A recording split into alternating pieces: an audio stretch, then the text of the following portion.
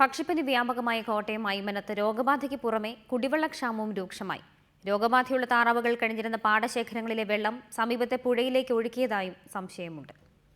നാലുപാടും വെള്ളമുണ്ടെങ്കിലും ഐമനത്തുകാർക്ക് ശുദ്ധജലം പണ്ടേ കിട്ടാക്കനിയായിരുന്നു. ടാങ്കറുകളിൽ പുറത്തുനിന്നാണ് കുടിവെള്ളം എത്തിച്ചിരുന്നത്. എന്നാൽ പക്ഷിപ്പനി ബാധയും റോഡുകൾ തകരുകയും ചെയ്തതോടെ കുടിവെള്ള വിതരണക്കാർ എത്താതെയായി. നിലവിലുള്ള ജലസ്രോതസ്സുകൾ മലിനമാകുകയും ചെയ്തതോടെ ജനജീവിതം പാടെ ദുസ്സഹമായിരിക്കുകയാണ്. പക്ഷിപ്പനി ബാധിത മേഖലകൾ സന്ദർശിക്കാനെത്തിയ ജില്ലാ കളക്ടർ അജിത് കുമാറിന് മുന്നിൽ പ്രദേശവാസികൾ ദുരിതങ്ങൾ ഓരോന്നായി വിശദീകരിച്ചു. വെള്ളം കുടിച്ച് ആളുകൾ മരിച്ചു പോകും, അങ്ങനത്തെ സ്ഥിതി, അത്ര ഗുരുതരമായ സാഹചര്യം. അതിന് ചെയ്യാൻ വേണ്ടി പഞ്ചായത്തിന് ചെയ്യാൻ കഴിയും, പൈസ ഉണ്ട് പഞ്ചായത്ത്. പക്ഷേ ആ പഞ്ചായത്തിന് ഇത് ചെയ്യാനുള്ള അനുമതി ബന്ധപ്പെട്ട ഉദ്യോഗസ്ഥന്മാർ തരുന്നില്ല.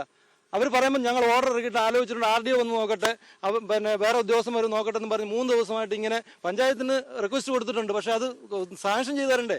വാക്കാൽ നിർദ്ദേശം കൊടുത്താണെങ്കിലും അടിയന്തര സാഹചര്യങ്ങൾ കുടിവെള്ളം വിതരണം ചെയ്യാനുള്ള നടപടികൾ ഉടൻ സ്വീകരിക്കുമെന്ന് കളക്ടർ ജനങ്ങൾക്ക് ഉറപ്പ് നൽകി. അത് നമ്മൾ ഓൾറെഡി എവിടെ നമുക്ക് ടാങ്കർ ഉണ്ടെങ്കിൽ ഫ്രീ ആയിട്ട് വെള്ളം സപ്ലൈ ചെയ്യാം. അല്ലെങ്കിൽ കച്ചവടക്കാരുണ്ടെങ്കിൽ RDOക്ക് വെച്ചാൽ കാര്യമില്ല. ഞാൻ നേരെ പറയുന്നുണ്ടല്ലോ, ഞാൻ പറഞ്ഞു അറേഞ്ച് ചെയ്താൽ മതി. അല്ല, വീണ്ടും പറയാൻ ആവശ്യമുണ്ടോ? ഇല്ലല്ലോ. സ്ത്രീകളടക്കം പ്രതിഷേധം അറിയിക്കാൻ കൂടുതൽ ആളെത്തിയപ്പോഴേക്കും കളക്ടർ മടങ്ങി. താറാവുകൾ ചത്തു തുടങ്ങിയതോടെ സമീപത്തെ പുഴയിലെ വെള്ളത്തിന്റെ നിറം മാറി തുടങ്ങി. രോഗം ബാധിച്ച താറാവുകൾ കഴിഞ്ഞിരുന്ന പാടങ്ങളിലെ വെള്ളം പമ്പ് ചെയ്ത് പുറത്തേക്കൊഴുകിയതായും നാട്ടുകാർക്ക് സംശയമുണ്ട്. ഇതോടെ കുടിക്കാനൊഴിച്ചുള്ള മറ്റാവശ്യങ്ങൾക്കും പുഴയെ ആശ്രയിക്കാനാവാത്ത അവസ്ഥയിലാണ് നാട്ടുകാർ. റിപ്പോർട്ടർ, കോട്ടയം.